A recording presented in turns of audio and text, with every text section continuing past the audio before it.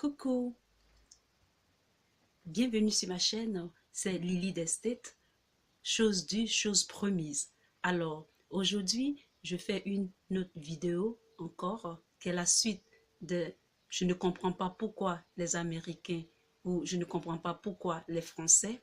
Alors aujourd'hui, sur cette vidéo, je ferai plutôt les Américains ne comprennent pas pourquoi les Français.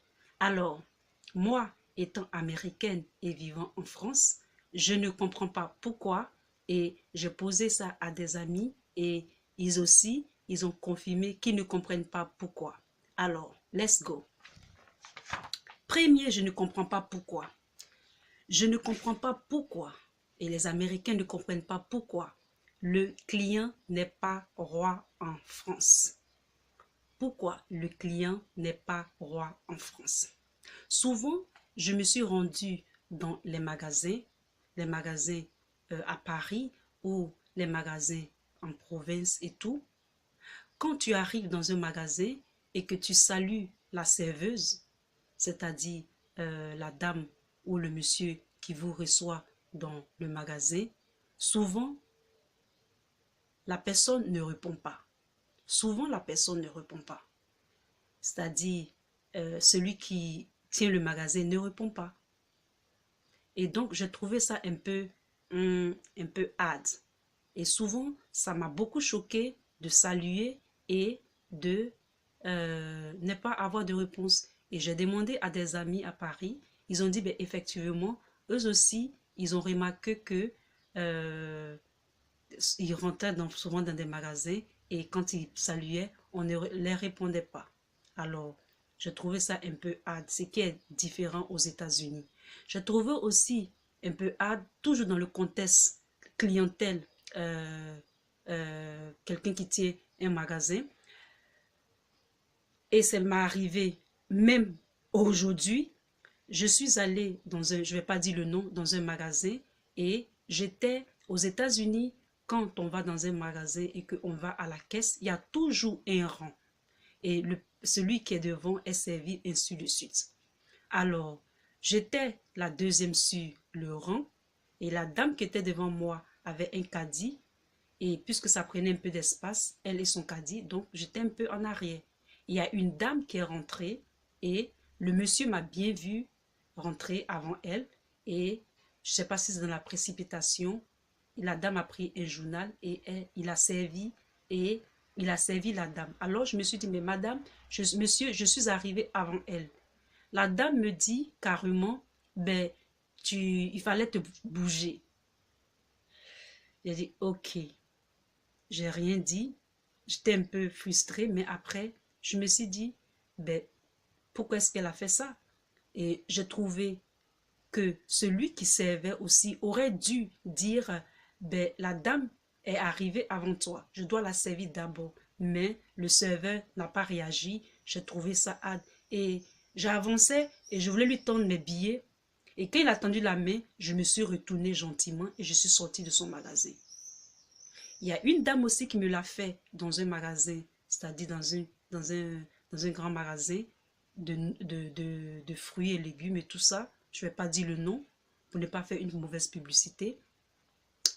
La jeune dame m'a bousculé. Je vous dis, elle m'a bousculé. Et même les autres personnes étaient sidérées de voir que cette dame m'a bousculé.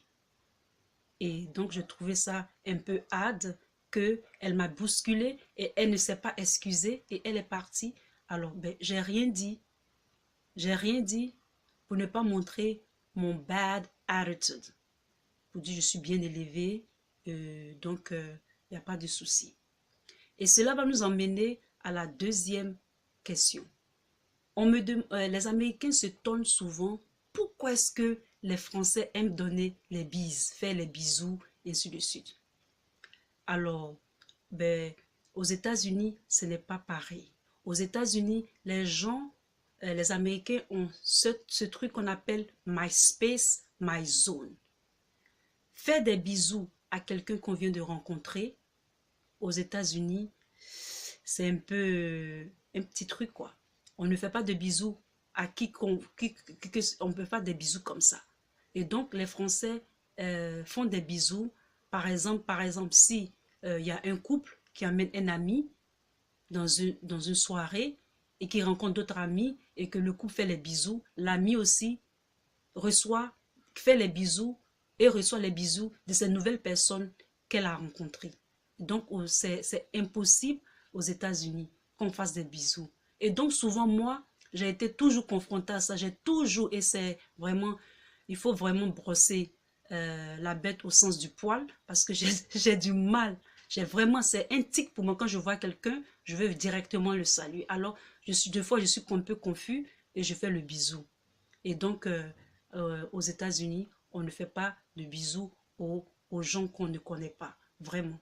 Et donc, c'est un truc qui est un peu hard pour nous, mais bon, j'apprends et je fais les bisous. Alors, les Américains ne comprennent pas pourquoi. Pourquoi est-ce que les Français du temps à table? Alors, quand on va à table en France, ou bien en France qu'on est à table, que ce soit à une occasion exceptionnelle ou normale, on dure beaucoup à table. On commence d'abord l'apéro, après l'entrée, ensuite le plat de résistance, après la sortie, gâteau, manger et autres, après le fromage, après du thé ou du café. Et donc, on passe presque 2 à 3 heures à table. Il faut encore brosser la bête au sens du poil. J'ai eu du mal à m'adapter. Durer à table, c'est un calvaire pour moi. J'ai tellement envie de me lever. Quand j'étais dans ma belle famille, on durait tellement à table que vraiment c'était dur pour moi. Et donc, les Américains ne comprennent pas pourquoi est-ce qu'on dure tant à table. Aux États-Unis, comme souvent la profession du père et de la mère est différente, souvent le père peut travailler le matin, la mère peut travailler le soir, tout tourne 24 heures sur 24. Donc souvent, les parents n'ont pas les mêmes heures à manger à table. Et les enfants non plus, ils sont à l'école. Donc c'est rare qu'on du temps à table. Ce qui a étonné un peu mon partenaire, c'est que à chaque fois qu'il me parlait ou qu'il me regardait sur Skype, je mangeais dans ma chambre. Je mangeais carrément dans ma chambre. Et ma mère m'amenait ma nourriture dans ma chambre. Et bien, il s'étonnait, mais pourquoi est-ce que ta mère t'amène ta nourriture dans ta chambre? J'ai dit, ben c'est comme ça. Et il s'étonnait tout le temps. Tout le temps. Alors, je lui ai dit aussi que en Amérique, souvent, les tables sont à titre décoratif. Les tables, c'est pour le décor de la maison. Sinon, on ne mange pas vraiment dessus. Et les seules occasions les seules occasions où on mange sur les tables, c'est les grandes fêtes comme par exemple Thanksgiving ou bien par exemple Christmas time. Et c'est à ces époques-là ou à ces événements-là que on mange sur la table. Alors, le troisième pourquoi, je cherche un peu, pour ne pas dire des bêtises. What is it? Alors, les Américains ne comprennent pas pourquoi.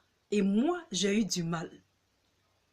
Pourquoi est-ce que, et ça suit, pourquoi à table, cette histoire de table, pourquoi est-ce que quand on est à table, en France, et qu'il y a la télévision, souvent, on montre des publicités comme les publicités des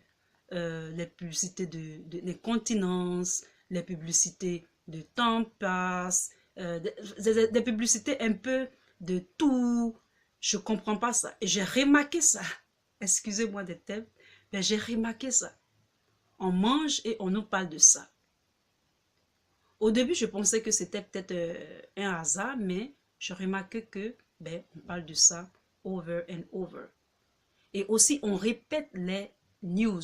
Par exemple, s'il y a un attentat, on répète, mais c'est très sad, c'est très triste, mais on répète tellement les mêmes choses que c'est un peu déprimant. Quand je regarde un peu la télé, c'est pas pour être méchante, mais je suis deux fois, je suis un peu, je suis un peu down. Donc, souvent, soit je regarde pas, je mange rapidement, ou bien je mange doucement, mais je fais comme si je ne vois pas, je n'entends pas. Donc, j'ai eu un peu de mal. Et mes amis aussi ont dit qu'ils ont fait cette observation-là. Donc, c'est ce qui aussi intrigue les Américains en France. Alors,